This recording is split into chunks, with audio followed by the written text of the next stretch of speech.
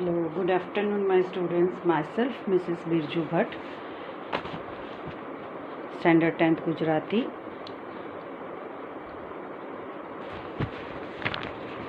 Grammar section આપણું ચાલુ હતું.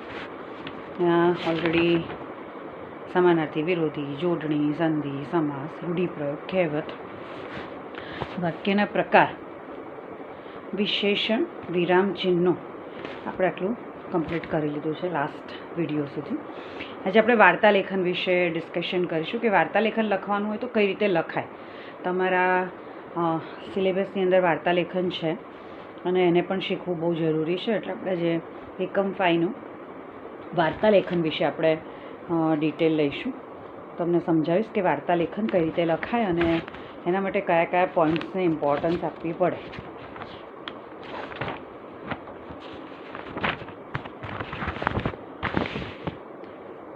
જનરલી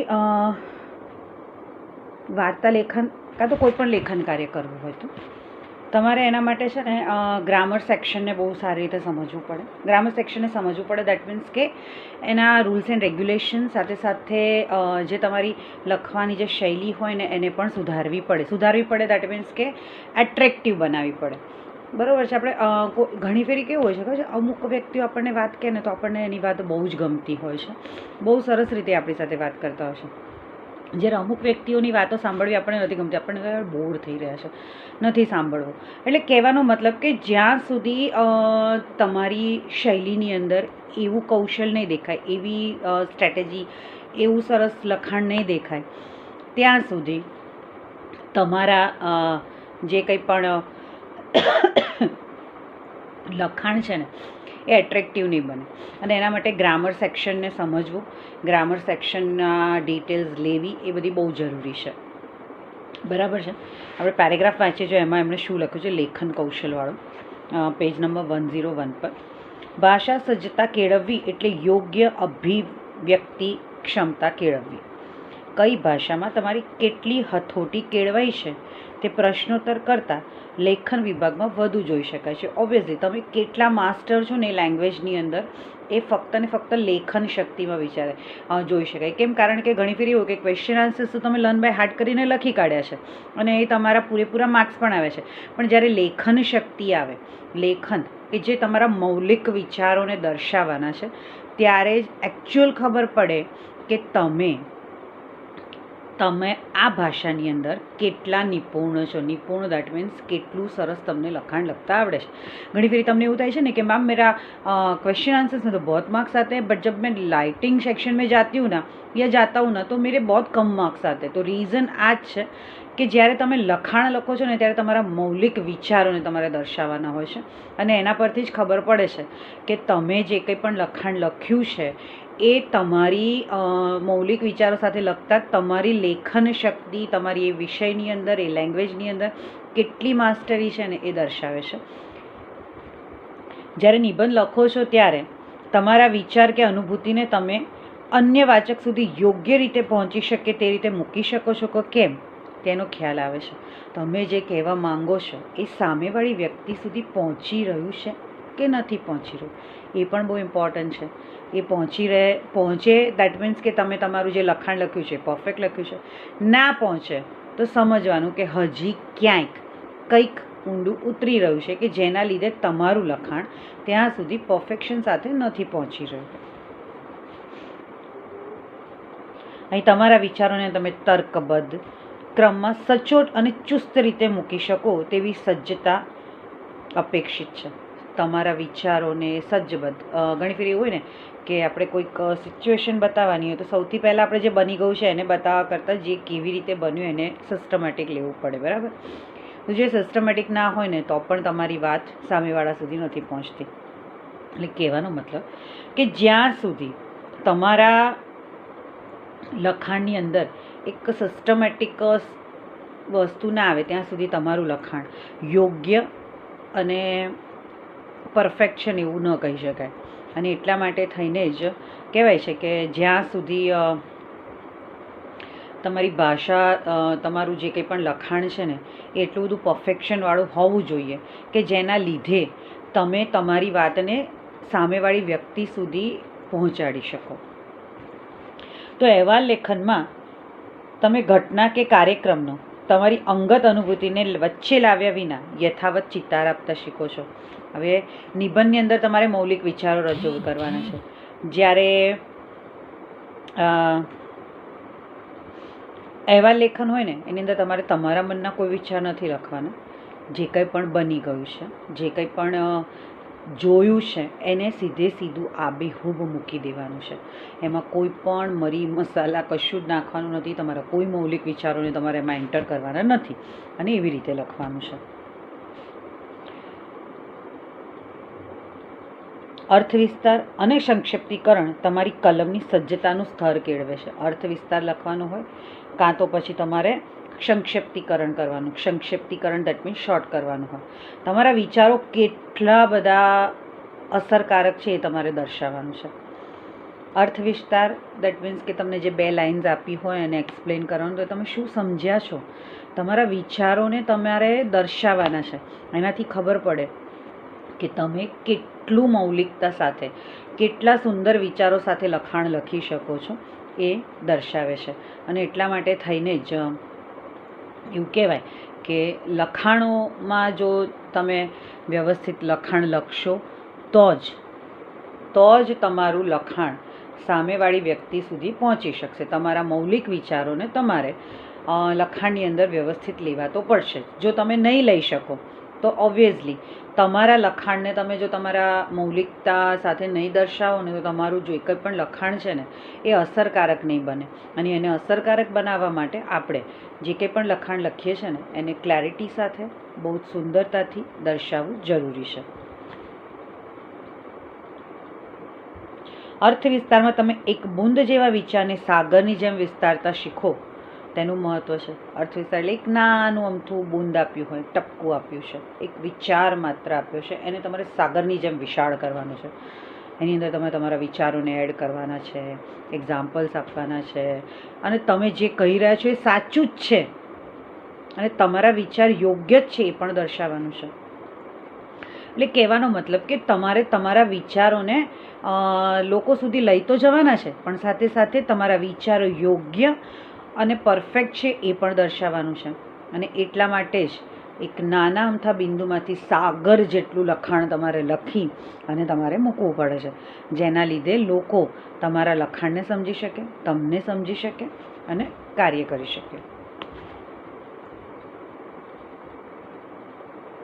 તમે ચિંતાત્મક અભિગમ અને સહજ વહેતી પ્રવાહી ભાષામાં એ વિચારને ખોલવાની અને આલેખવાની કેળવણી મેળવો છો. મૌલિકતાથી એને લખવાનું છે. કોઈના દબાવમાં આવીને અદરવાઇઝ કોઈ કહે છે એટલે લખવાનું એવું નથી હોતું. અર્થ વિસ્તાર એ તમારા મૌલિક વિચારોનું પ્રદર્શન છે. પ્રદર્શન દેટ મીન્સ તમારા મૌલિક વિચારોને તમે દર્શાવી રહ્યા છો અને એના વિશે લખવાનું છે. એટલા માટે જ્યારે અર્થ વિસ્તાર લખવાનો હોય ત્યારે તમારે ખુલ્લા મનથી કોઈના પણ સહેમાં આવ્યા વગર લખવો પડે છે, જેના લીધે તમે જે કંઈ પણ કહેવા માંગો છો ને એ સામેવાળી વ્યક્તિ સુધી પહોંચી શકે.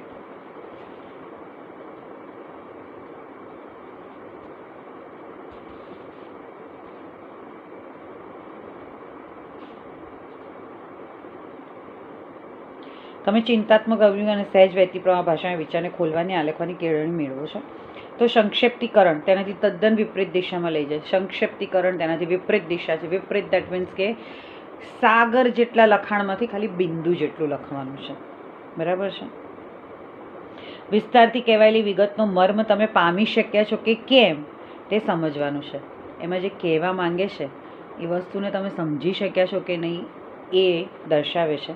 અને એટલા માટે થઈને જ સંક્ષિપ્તીકરણની અંદર ઓછું લખાણ પણ અસરકારક લખાણ હોવું જોઈએ. ઘણી ફેરી નથી હોતી હેડલાઇન્સ.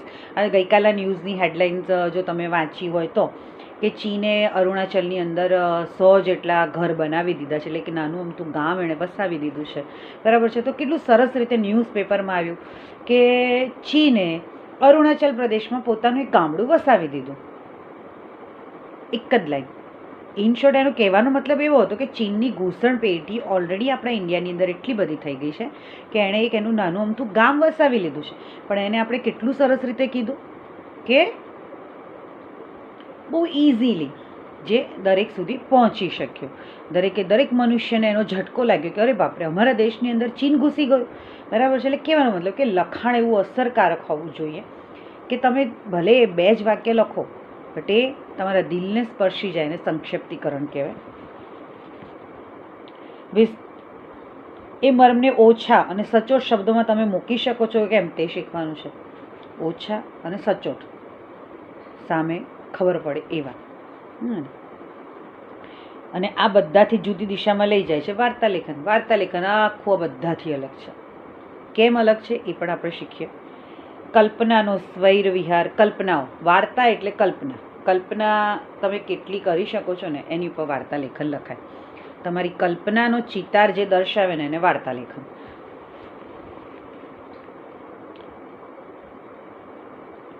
વાચક અને શ્રોતાને રસ તરબોળ કરતા શીખવવું તે વાર્તા લેખન. સામેવાળો વ્યક્તિ જે વાંચી રહ્યો છે એ રસ તરબોળ થઈ જાય, એને ખૂબ ગમતું હોય એવું લખાણ લખવું એ જ વાર્તા લેખન છે. જનરલી તમે બધા નાના હશો ને ત્યારે તમે વાર્તાઓ સાંભળેલી છે. તમારા પેરેન્ટ્સે, તમારા દાદા દાદીએ, તમારા મમ્મીએ, તમારી સ્કૂલમાં તમારા ટીચર્સે બધાએ તમને વાર્તાઓ કીધી જ હશે. અને તમને એમાંથી કોઈ એક વ્યક્તિની વાર્તાઓ સાંભળવી હંમેશા વધારે ગમતી હશે. એનું રીઝન છે કે એણે તમને એ વાર્તાની અંદર તમને અંદર ઇન્વોલ્વ કરી દીધા છે.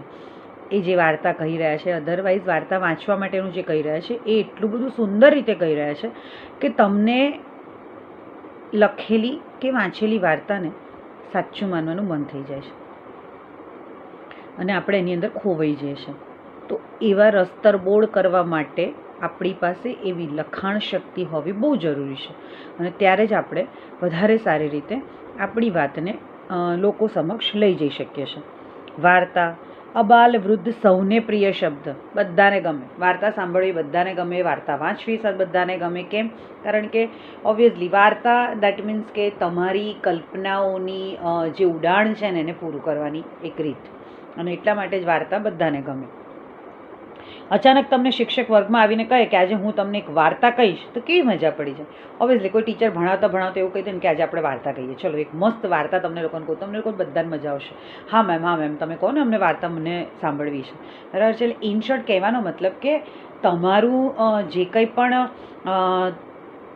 છે ને મગજ, દરેક માણસનું મગજ છે ને એ કલ્પના શક્તિઓથી ભરપૂર હોય છે અને એટલે જ જ્યારે વાર્તાની વાત આવે ને ત્યારે બધા જ નાના મોટા સૌ કોઈ લોકો સાંભળવા માટે રેડી થઈ જાય છે.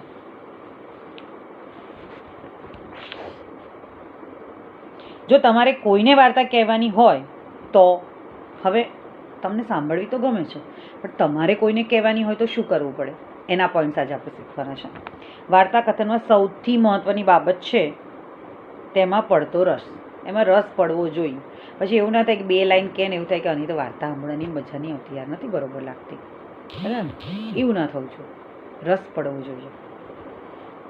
તમે વિવિધ વાક્ય રચનાઓ, વિશેષણ બધું શીખ્યા છો. બધું અલગ અલગ ગ્રામર તો આપણે ઓલરેડી શીખ્યા છે. તો એનો ઉપયોગ હવે અહીંયા કરવાનો છે. તેનો ઉપયોગ કરવાનો છે વાર્તા લેખનમાં. આમાં નિબંધ કે અર્થ વિસ્તાર જેવી ચુસ્તી નથી. આમાં નિબંધ લખીએ કે અર્થ વિસ્તાર લખીએ ને એવી રીતે લખવાનું નથી. આમાં કોઈ બંધન નથી. તમને જે વિચાર આવે, જેવો આવે, જે દિશામાં લઈ જવો હોય એ લઈ જઈ શકીએ. એમાં આપણે ક્યાંય એવું ના હોય કે તમે આવું કેમ લખ્યું. આમાં છે કલ્પનાનો વિહાર. વિહાર એટલે ફરવું. કલ્પના એટલે આપણી જે કંઈ પણ મનમાં ઇમેજિનેશનો હોય એના વિશે કહેવું. એટલે એમ કે આની અંદર ફક્ત ને ફક્ત કલ્પનાઓ વિશે કહેવાનું છે. તેનો ઉપયોગ સાંભળનારના મનને સ્પર્શી જાય તેવું મનોરમ મનોહર કથન. મનોહર સામેવાળાને ગમી જાય ને એવું આપણે કહેવાનું છે.